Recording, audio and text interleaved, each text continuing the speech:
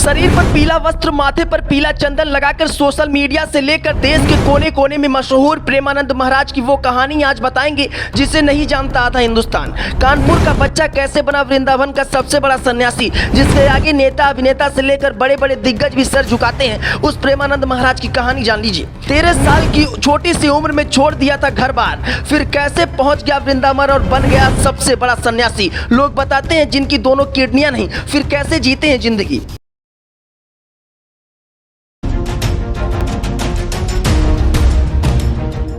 बीते शुक्रवार को वृंदावन के प्रसिद्ध संत प्रेमानंद महाराज की अचानक उनकी तबीयत बिगड़ गई थी और उन्हें अस्पताल में भर्ती कराया गया था, लेकिन अब वो पूरी तरीके से स्वस्थ है। वो शनिवार को अपनी रोजमर्रा की दिनचर्या में शामिल हुए।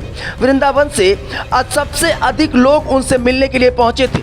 प्रेमानंद महाराज का जन्म कानपुर महानगर की नरवाल तहसील में अखरी गांव में हुआ था।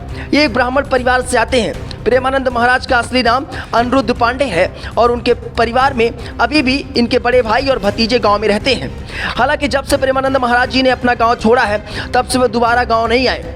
कानपुर तो 1-2 बार आना जाना हुआ, लेकिन अपने गांव नहीं गए, क्योंकि सन्यासी जीवन में घर नहीं जाया जाता। प्रेमानंद महाराज ने 13 वर्ष की आयु में अपना घर त्याग दिया था। एक बार वो बिठरू गए थे और इस दौरान उनके मन में विचार आया कि वो संत और सन्यास का जीवन व्यतीत करें, और इसके बाद जब वो घर लौटे तो उन्होंने घर छोड़ने का निर्णय ले लिया और इसके बाद वो अचानक घर छोड़कर निकल गए और फिर बनारस जाकर सन्यासी जीवन बिताने लगे और गंगा किनारे रहने लगे। इसके बाद अपने एक मिलने वाले संत के माध्यम से वो वृंदावन गए। वहाँ जाने के बाद वो राधा रानी और भगवान श्री कृष्ण की भक्ति में ऐसे रम गए कि आज वो वृंदावन के सबसे बड़े सन्यासी के रूप में जाने जाते हैं। बड़ी संख्या में लोग उनसे मिलने के लिए देर रात लाइन में खड़े रहते हैं।